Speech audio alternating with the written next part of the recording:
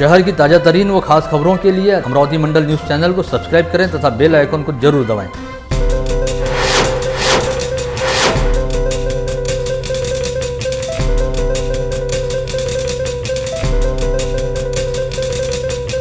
नमस्कार, दैनिक अमरावती मंडल के मंडल news bulletin में आप सभी का स्वागत है।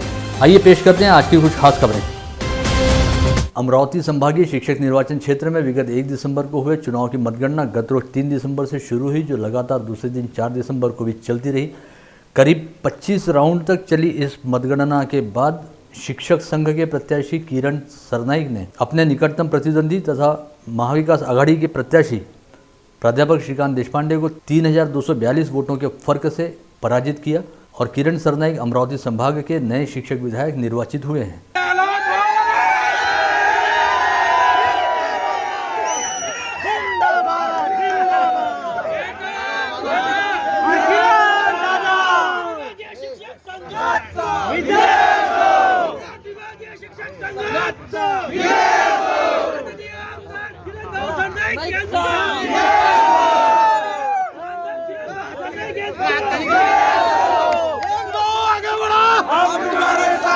एक जीवाभावाची मंडळी मला मिळाली आणि ती सर्व मंडळी प्रत्येक तालुक्यामधून या ठिकाणी आज हजर आहे। आपल्या सर्वांच्या प्रेमामुळे एक स्वतःचा मला आत्मविश्वास वाढत गेला। त्यानुसार मी सर्व शिक्षकांशी, महिला शिक्षकांशी, सर्व या शिक्षण क्षेत्रातल्या या विभागातल्या मतदारांपर्यंत प्रामाणिकपणे पोहोचण्याचा प्रयत्न केला आणि आपण आनंद व्यक्त करण्यासाठी आज इथं हजर आहात। किरण सरनाइक को पहली पसंद के 6088 वोट मिले थे, वहीं प्राध्यापक श्रीकांत देशपांडे को पहली पसंद के 5122 वोट मिले थे। इस चुनाव में जीत हेतु पहली पसंद के 14162 वोटों का कोटा तय किया गया था, जो पहले राउंड में किसी भी प्रत्याशी द्वारा हासिल नहीं किया गया। ऐसे में दूसरी पसंद के वोटों की गिनती शुरू की गई और यह गिनती करीब 25 राउंड तक चली। 25वें राउंड में किरण सरनाइक ने पहली व दूसरी पसंद के वोटों को मिलाकर कुल 12433 वोट हासिल किए। वहीं उनके निकटतम प्रतिद्वंदी प्राध्यापक श्रीकांत देशपांडे ने पहली व दूसरी पसंद के वोटों को मिलाकर कुल 9191 वोट हासिल किए। ऐसे में 3242 वोटों की लीड से किरण सरनाइक ने इस चुनाव में जीत हासिल की है। हालांकि 26वें राउंड में जीत हेतु आवश्यक वोटों का कोटा पूरा करने के लिए प्राध्यापक श्रीकांत देशपांडे की पहली पसंद वाले वोटों की गिनती की जा रही है, जिसमें उन्हें पहली पसंद के वोट देने वाले मतदाताओं द्वारा दूसरी पसंद के वोट किसे दिए गए, इसे देखा जा रहा है। इसमें से किरण सरनाइक को कितने वोट मिले हैं, इसकी गिनती की जाएगी ताकि जीत हेतु आवश्यक वोटों का कोटा पूरा किया जा सके। इस संदर्भ में निर्वाचन निर्णय अधिकारी व संभागीय राजस्व आयुक्त पीयूष सिंह ने मंडल न्यूज बुलेटिन के साथ बातचीत करते हुए बताया कि 25वें राउंड की जीत के बाद यूं तो किरण सरनाइक की जीत पूरी तरह से सुनिश्चित हो गई है, लेकिन अभी आधिकारिक तौर पर इसकी घोषणा नहीं की गई है और इस समय उन्हें विजय प्रमाण पत्र भी नहीं दिया गया है। यह विजय प्रमाण पत्र 26वें राउंड में प्राध्यापक श्रीकांत देशपांडे के वोटों में दूसरी पसंद के मतों की गिनती होने के बाद दिया जाएगा। चुनावी नतीजा घोषित होने के बाद संभाग के नवनिर्वाचित विधायक किरण सरनाइक ने अपनी जीत को लेकर मंडल न्यूज बुलेटिन के साथ अपनी भावनाएं साझा की और अपनी जीत को लेकर उन्होंने अपनी प्रतिक्रिया दी। या ठिकाणी मला माहित आहे एखाद्या पार्टीचा मोठा माणूस जरी उभा राहिला, परंतु इथं मतदार हा शिक्षक आहे आणि जोपर्यंत शिक्षकांशी नाळ तुमची जोडल्या जात नाही, त्या शिक्षकांपर्यंत, महिला भगिनीपर्यंत तुम्ही पोहोचत नाही, तुम्हाला या ठिकाणी मतदान कधीच होऊ शकत नाही। या कोरोना व्हायरसची परिस्थिती तयार झाली होती, अनेक मोठमोठ्या पक्षांना या ठिकाणी उमेदवार उभे केले, परंतु हे मतदारापर्यंत पोहोचू शकले नाही। त्याच्यामुळे मला 100% विश्वास होता की ज्या अमरावती विभागीय शिक्षक संघटनेच्या माध्यमातून मी अपक्ष निवडणूक लढत आहे, परंतु गेल्या 1 वर्षापासून अनेक प्रकारचे या 56 तालुके, धारणी चिखलदरा एरिया असो की मोताळा, सोनाळा, सातपुड्याचा पायथा असो, या 56 तालुक्यातल्या जास्तीत जास्त शाळेपर्यंत मी पोहोचलो, मतदारापर्यंत पोहोचलो आणि त्याची फलश्रुती आपल्याला दिसून आणून राहिली की या ठिकाणी अनेक दिग्गज उभे असताना देखील मला पहिल्या पसंतीचं मतदान देऊन यांनी सेवा आणखीन कर्तव्य करण्याची संधी दिली। राज्य के मुख्यमंत्री उद्धव ठाकरे कल शनिवार 5 दिसंबर को एक दिवसीय अमरावती जिले के दौरे पर आ रहे हैं। वे अमरावती जिले के नांदगांव खंडेश्वर तहसील अंतर्गत शिवनी रसलापुर का दौरा करेंगे, जहां पर हिंदू हृदय सम्राट बाला साहब ठाकरे महाराष्ट्र समृद्धि महामार्ग का मुआयना करेंगे। इस दौरे के तहत सीएम उद्धव ठाकरे शनिवार 5 दिसंबर की सुबह मुंबई से रवाना होकर सुबह 10:20 पर नागपुर के विमानतल पर पहुंचेंगे और विशेष हेलीकॉप्टर से शिवनी रसलापुर के देउलगव्हाण में बनाए गए हेलीपैड पर उनका आगमन होगा। यहाँ से सुबह 11:15 बजे सड़क मार्ग के जरिए वे समृद्धि महामार्ग का निरीक्षण व मुआयना करने हेतु पहुँचेंगे। इस महामार्ग का मुआयना करने के बाद वे 12:15 बजे सड़क मार्ग के जरिए एक बार फिर शिवनी रसलापुर के देउल गांव में बनाए गए हेलीपैड पर पहुंचेंगे और अपराह्न 12:25 पर इस हेलीपैड से औरंगाबाद जिले के वैजापुर तहसील अंतर्गत गोलवाड़ी के लिए रवाना होंगे। गोलवाड़ी में भी सीएम उद्धव ठाकरे द्वारा इस समृद्धि महामार्ग का मुआयना किया जाएगा। बता दें कि नागपुर से मुंबई के बीच बनाए जा रहे इस समृद्धि महामार्ग का काम अब अपने अंतिम चरण में है और इस समृद्धि महामार्ग के जरिए नागपुर से मुंबई के बीच यात्रा की दूरी तय करने में काफ़ी कम समय लगा करेगा। वहीं शिक्षक निर्वाचन क्षेत्र की मतगणना जारी रहने के दौरान शिक्षक महासंघ के प्रत्याशी शेखर भोयर ने इस मतगणना को लेकर अपने संदेह व्यक्त करते हुए कहा कि वे दोबारा मतगणना कराना चाहते हैं और यदि निर्वाचन विभाग द्वारा उनकी मांग पर ध्यान नहीं दिया गया और दोबारा मतगणना नहीं की गई तो वे इस मतगणना के खिलाफ हाईकोर्ट में अपील भी करेंगे। शेखर भोयर ने मतगणना स्थल के बाहर मीडिया के साथ बातचीत करते हुए यह बात कही है। 25वां राउंड चल रहा था, तब जो टेबल्स वहाँ पे निवडणूक अधिकारी ने जो रखे हैं वो हर टेबल के पास हमारे प्रतिनिधि थे। उसमें उनसे जो आंकड़ेवारी हमने ली उसमें हम एलिमिनेट नहीं हो रहे, उसमें विद्यमान आमदार एलिमिनेट हो रहे। 9 वोट से हम आगे थे, लेकिन अभी जब नया राउंड खुलेगा वहाँ उनका, तभी हमको बताया जा रहा है कि आप 170 मतों से पीछे हो। तो हमने उस पर ऑब्जेक्शन लिया कि अभी फेयर मूज नहीं करो, हमारा राइट है, मैं उम्मीदवार हूँ, हमारा राइट है कि फेयर मूज नहीं होना चाहिए, लोकशाही है। हमने उसको मांग की है और अगर वो नहीं करेंगे तो हम कोर्ट में जाएंगे और ये निवडणूक प्रक्रिया हम रद्द करेंगे। स्थानीय न्यू प्रभात कॉलोनी परिसर में धैर्य परमार नामक 1.5 माह के बच्चे के अपहरण और हत्या की वारदात वाले मामले में राजापेट पुलिस ने अंततः 5 दिन बाद धैर्य परमार की मां नम्रता परमार को आधिकारिक रूप से हिरासत में लिया है। पुलिस सूत्रों के मुताबिक यह गिरफ्तारी संदेह व परिस्थिति जन्य साक्ष्यों के आधार पर की गई है। वहीं इससे पहले शुक्रवार की सुबह 11 बजे नम्रता परमार सहित उसके भाई यानी धैर्य के मामा प्रणव चौहान को राजापेट थाना पुलिस द्वारा पूछताछ के लिए थाने लाया गया, जहां पर दोनों भाई बहन से पूरा दिन अलग अलग कमरों में बिठाकर पूछताछ की गई, जिसके बाद शाम 4 बजे कुछ नतीजों पर पहुंचते हुए राजापेट थाना पुलिस ने धैर्य परमार की मां नम्रता परमार को इस मामले में नामजद किया और उसे आधिकारिक रूप से अपनी हिरासत में लिया।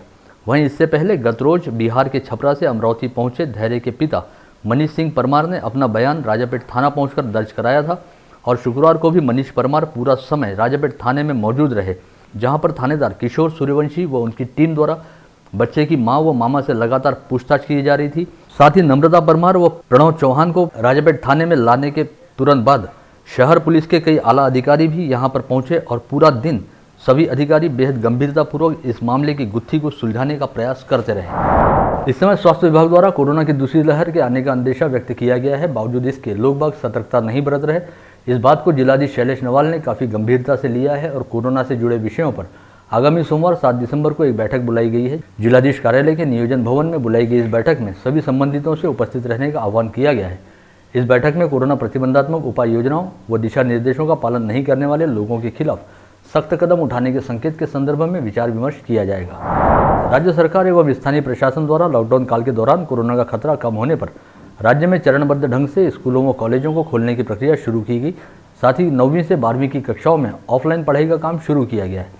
शालाओं में पढ़ाई लिखाई का काम शुरू करने से पहले सरकार, प्रशासन व शिक्षा विभाग द्वारा कोरोना प्रतिबंधात्मक उपाय योजनाओं पर खासा ध्यान दिया जा रहा है और तमाम एहतियाती कदम उठाए जा रहे हैं। लेकिन इसके बावजूद अब तक शालाओं व कॉलेजों में विद्यार्थियों की अपेक्षित उपस्थिति दिखाई नहीं दे रही और माना जा रहा है कि कोरोना संक्रमण के भय की वजह से अभिभावक अपने बच्चों को स्कूलों में नहीं भेज रहे। लेकिन इस समय शहर से जिले के सभी व्यापारिक क्षेत्रों, दुकानों, मॉल्स एवं सार्वजनिक स्थानों पर उमड़ रही भीड़भाड़ को देखते हुए अभिभावकों का यह डर बेमानी व बेवजह कहा जा सकता है। अमरावती में 9वीं से 12वीं की कक्षाएं रहने वाले 548 शालाएं व जूनियर कॉलेज हैं, जिनमें करीब 1,55,000 विद्यार्थी प्रवेशित हैं। लेकिन इस समय रोजाना केवल 8 से 10,000 विद्यार्थी ही अपने घरों से निकलकर अपनी कक्षाओं में उपस्थित हो रहे हैं। ऐसे में विद्यार्थियों की कम संख्या प्रशासन व शिक्षा विभाग के लिए चिंता का सबब बने हुए है। उद्योग एवं व्यवसाय हेतु आवश्यक व्यवसाय परवाना, लाइसेंस प्राप्त करने और लाइसेंस नूतनीकरण की प्रक्रिया अब ऑनलाइन ही पूर्ण हुआ करेगी। मनपा द्वारा उपलब्ध कराई गई इस सुविधा की वजह से अब व्यवसायियों व उद्योजकों को मनपा के बाजार परवाना विभाग के चक्कर नहीं काटने होंगे, बल्कि वे लाइसेंस अपने घर बैठे प्राप्त कर सकेंगे। शहर में अब तक 370 व्यवसायियों ने ऑनलाइन लाइसेंस प्राप्त किए हैं और मनपा को इस माध्यम से 17 लाख रुपयों का राजस्व प्राप्त हुआ है। इस आशय की जानकारी मनपा आयुक्त प्रशांत रोडे व उपायुक्त अमित डेंगरे द्वारा दी गई है। संभागीय शिक्षक निर्वाचन क्षेत्र का चुनाव लड़ने वाले बिना अनुदानित शिक्षक प्रत्याशी उपेंद्र पाटिल विगत 1 दिसंबर को मतदान वाले दिन मनोरा स्थित मतदान केंद्र पर केवल बनियान पहनकर मतदान करने पहुंचे थे। साथ ही उन्होंने गुरुवार 3 दिसंबर को विलासनगर स्थित मतगणना स्थल पर भी बनियान पहनकर ही हाजिरी लगाई। इस जरिए उपेंद्र पाटिल ने संभाग के बिना अनुदानित शिक्षकों की समस्याओं की ओर सभी का ध्यान दिलाया। साथ ही आह्वान किया कि इस चुनाव में जो भी प्रत्याशी शिक्षक विधायक निर्वाचित होगा उसके द्वारा बिना अनुदानित शिक्षकों की समस्याओं को हल करने का प्रयास किया जाए। कोरोना की संक्रामक बीमारी से मुक्त होने के बाद अमरावती के सामाजिक और धार्मिक क्षेत्र में सदैव अग्रसर रहने वाले राम गुप्ता ने अपने ब्लड ग्रुप से मैच करने वाले 2 कोरोना संक्रमितों की जान बचाने हेतु पीडीएमसी अस्पताल की ब्लड बैंक पहुंचकर अपना प्लाज्मा दान किया। इस समय समूचे देश के लाखों किसानों ने एकजुट होकर केंद्र सरकार द्वारा पारित किए गए कृषि कानूनों के खिलाफ देश की राजधानी दिल्ली में आंदोलन करना शुरू किया है, जिसे केंद्र सरकार द्वारा दबाने का प्रयास किया जा रहा है, जो पूरी तरह से गलत है। ऐसे में सरकार को चाहिए कि किसानों के साथ बातचीत करते हुए उनकी समस्याओं को सुना जाए। इस आशय का ज्ञापन भातकुली तहसील कांग्रेस कमेटी द्वारा देश के प्रधानमंत्री नरेंद्र मोदी के नाम जारी किया गया है। भातकुली व तिवसा के उपविभागीय अधिकारी कार्यालय पर मोर्चे की शक्ल में पहुंचे भातकुली तहसील कांग्रेस कमेटी के पदाधिकारियों ने केंद्र सरकार की किसान विरोधी नीतियों का विरोध करते हुए कहा कि सरकार द्वारा असंवैधानिक तरीके से अस्तित्व में लाए गए कृषि कानूनों को तुरंत वापस लिया जाना चाहिए। शेतकऱ्यांना प्रेरक किंवा पूरक नसून भांडवलदारांना सहाय्यकारक अशी तिन्ही कायदे आहेत आणि ही कायदे रद्द करावे म्हणून या भारत देशातील सर्व शेतकरी पेटून उठले आणि त्या विधेयकाला विरोध म्हणून आणि ती कायदे मागे घेण्याकरता म्हणून केंद्र सरकारला विनंती करणं चालू है। जिले में शुक्रवार 4 दिसंबर को कोरोना के 51 नए संक्रमित मरीज पाए गए। इसके साथ ही जिले में कोरोना के कुल संक्रमितों की संख्या 18,119 पर जा पहुंची। शुक्रवार को RT-PCR टेस्ट में 31 और रैपिड एंटीजन टेस्ट में 20 लोगों की रिपोर्ट पॉजिटिव आई है, जिनमें 1 अल्पवयीन बच्चे सहित 32 पुरुषों व 18 महिलाओं का समावेश रहा। इनमें अमरावती शहर के 34 व ग्रामीण इलाकों के 17 लोग शामिल हैं। शुक्रवार को 34 कोरोना संक्रमित मरीजों को कोविड मुक्त हो जाने के चलते कोविड अस्पतालों से डिस्चार्ज मिला। जिले में अब तक 17,223 लोग कोविड मुक्त हो चुके हैं। साथ ही इस समय 257 एक्टिव पॉजिटिव मरीजों का कोविड अस्पतालों में इलाज चल रहा है। वहीं मनपा क्षेत्र में 92 और ग्रामीण क्षेत्र में 157 असिम्टोमेटिक मरीजों को होम आइसोलेशन के तहत रखा गया है। जिले में कुल एक्टिव पॉजिटिव मरीजों की संख्या इस समय 506 है। शुक्रवार को जिले में कोरोना संक्रमण के चलते किसी भी मरीज की मौत नहीं हुई। हालांकि जिले में अब तक कुल 380 कोरोना संक्रमित मरीज इलाज के दौरान दम तोड़ चुके हैं। इस समय समूचे देश में कृषि कानूनों के खिलाफ रोष व संताप की लहर है तथा पंजाब, राजस्थान व हरियाणा के किसानों द्वारा दिल्ली में कृषि कानूनों के खिलाफ जबरदस्त आंदोलन शुरू किया गया है। इस आंदोलन को समर्थन देने हेतु अपने हजारों कार्यकर्ताओं व किसानों के साथ महाराष्ट्र के राज्य मंत्री बच्चू कडू बाइक रैली लेकर अमरावती से दिल्ली हेतु रवाना हुए हैं। राज्य मंत्री बच्चू कडू ने विगत दिनों केंद्र सरकार को 3 दिनों का अल्टीमेटम देते हुए कहा था कि यदि सरकार ने कृषि कानूनों को वापस नहीं लिया तो शुक्रवार 4 दिसंबर को राष्ट्रसंत तुकडोजी महाराज की कर्मभूमि गुरुकुंज मोजरी से बाइक रैली के जरिए नई दिल्ली के लिए रवाना होंगे। अपनी इस घोषणा के अनुरूप 4 दिसंबर को राज्य मंत्री बच्चू कडू गुरुकुंज मोजरी पहुंचे, जहां पर सबसे पहले अमरावती नागपुर हाईवे पर चक्का जाम आंदोलन किया गया, जिसकी वजह से इस हाईवे पर करीब आधे घंटे तक वाहनों की आवाजाही प्रभावित हुई। पश्चात हजारों किसानों का जत्था दोपहिया रैली की शक्ल में दिल्ली के लिए रवाना हुआ है। स्थानीय जिला परिषद के सभागृह में आज ऑनलाइन व ऑफलाइन तरीके से जिला परिषद अधिकारियों व कर्मचारियों की आम सभा का आयोजन किया गया। इस आम सभा में जिला परिषद अध्यक्ष बबलू देशमुख, मुख्य कार्यकारी अधिकारी अमोल येडिया सहित जिला परिषद के सभी सदस्य मौजूद थे। इस आम सभा में गाँव-गाँव में लगाए जा रहे स्ट्रीट लाइट की खरीदी में हो रही धांधली सहित निर्माण कार्य टेंडर के घोटालों को लेकर विस्तृत समीक्षा की गई। साथ ही जिला परिषद अध्यक्ष बबलू देशमुख ने आर्थिक गड़बड़ियों की जाँच करने का भी निर्देश जारी किया। पर्यावरण को सुरक्षित रखने और वाहनों से बढ़ने वाले प्रदूषण को ध्यान में रखते हुए सभी सरकारी कार्यालयों में सप्ताह में एक दिन नो व्हीकल डे का आयोजन किया जा रहा है। शुक्रवार को स्थानीय जिला परिषद कार्यालय की ओर से भी नो व्हीकल डे का आयोजन किया गया, जिसके पहले दिन अधिकारी व कर्मचारी साइकिल लेकर कार्यालय पहुंचे। साथ ही जिला परिषद के सभी कर्मचारियों ने नो व्हीकल डे में हिस्सा लेकर इस अभियान को बेहतर प्रतिसाद दिया। गाड़गेनगर थाना क्षेत्र में आने वाले भाग्योदय कॉलोनी में चोरों ने एक बंद घर को निशाना बनाते हुए 11,000 रुपये के माल पर हाथ साफ कर लिया। इस कॉलोनी में रहने वाले प्रतीक बुराड़कर अपने परिवार के सदस्यों के साथ 28 नवंबर को अपने मूल गांव शिराला गए थे और जब वे 3 दिसंबर को अपने परिवार के सदस्यों के साथ लौटे तो घर के गेट पर लगा ताला टूटा दिखाई दिया। वहीं भीतर किचन के दरवाजे को लगा ताला व कुंडी भी टूटे पाए गए। घर में रखी अलमारी में देखने पर अलग अलग रंगों की 10 साड़ियाँ, 2 ग्राम सोने की नथनी और नगद 500 रुपये की चिल्लर सहित कुल 11,500 रुपये का माल गायब दिखाई दिया। माहौली जहांगीर थाना क्षेत्र अंतर्गत ब्राह्मणवाड़ा परिसर से बहने वाली पेड़ी नदी से अवैध तरीके से रेत ले जा रहे 2 लोगों को पुलिस ने पकड़कर 2 ट्रैक्टर ट्रॉली समेत 7,08,000 रुपये का माल जब्त किया है।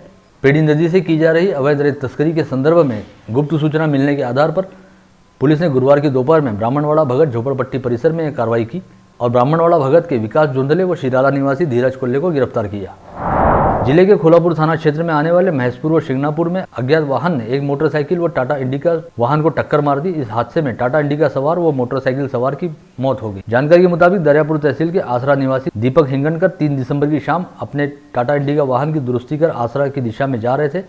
इसी बीच महेशपुर फाटे के पास दरियापुर की दिशा से आ रहे बोलेरो पिकअप वाहन के चालक ने अपना वाहन लापरवाही से चलाते हुए दीपक हिंगनकर के वाहन को जोरदार टक्कर मार दी, जिसमें दीपक हिंगनकर की मौके पर ही मौत हो गई।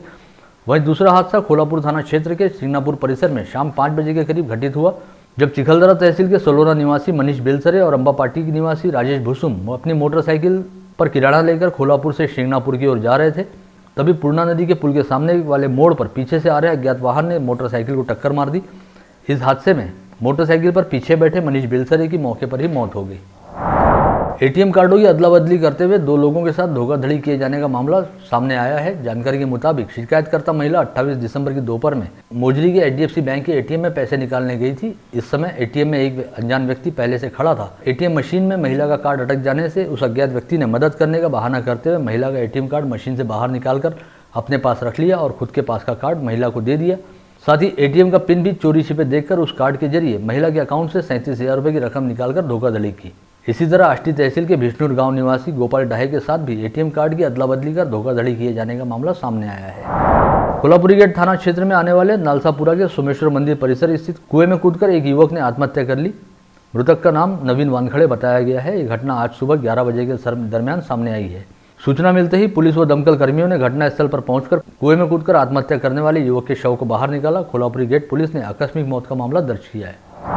पुलिस आयुक्तालय क्षेत्र में आने वाले पुलिस थाना परिसर में अवैध रूप से शराब की बिक्री की जा रही है, जिनके खिलाफ शहर पुलिस ने कार्रवाई करना शुरू किया है। बडनेरा पुलिस ने 2 जगहों पर व भातकुली पुलिस ने 2 जगहों पर कार्रवाई करते हुए अवैध रूप से जमा की गई देशी शराब सहित विदेशी शराब बरामद की। इस कार्रवाई में पुलिस ने 7 शराब विक्रेताओं को हिरासत में लेकर उनके पास से 46,730 रुपये का माल बरामद किया है। शहर सहित जिले में दुष्कर्म की घटनाएं इन दिनों लगातार सामने आ रही हैं। पुलिस आयुक्तालय क्षेत्र में आने वाले वलगांव व फ्रेजरपुरा में जहां दुष्कर्म की 2 घटनाएं सामने आई, वहीं ग्रामीण पुलिस अधीक्षक कार्यालय अंतर्गत वरुण पुलिस थाना क्षेत्र में दुष्कर्म की एक घटना सामने आई है। इन तीनों मामलों में पुलिस ने दुराचारियों को हिरासत में लिया है। नागपुर से अमरावती की ओर जा रही कार के सामने का टायर फूट जाने से हुए हादसे में पिता व पुत्र की जान बाल बाल बची है। यह हादसा शुक्रवार की सुबह 11 बजे घटित हुआ। दोनों पिता पुत्र को उपचार के लिए नागपुर रवाना किया गया है, जिनके नाम अब तक पता नहीं चल पाए हैं। अमरावती ग्रामीण अपराध शाखा पुलिस ने अंजनगांव सुरजी पुलिस के साथ मिलकर टाकरखेड़ा मोरे में संत गुलाब बाबा मंदिर में 2 बार चोरी और अंजनगांव सुरजी में एक घर में सिनमारी करने वाले 2 शातिर चोरों को आज हिरासत में लिया है। दोनों शातिर चोरों के पास से 12,70,620 रुपये मूल्य का माल बरामद किया गया, जिसमें 21 किलोग्राम चांदी भी शामिल है। इसी के साथ आज का बुलेटिन यहीं समाप्त होता है। कल दोबारा आप सभी से मुलाकात होगी ऐसे ही कुछ खास खबरों को लेकर। तब तक के लिए नमस्कार।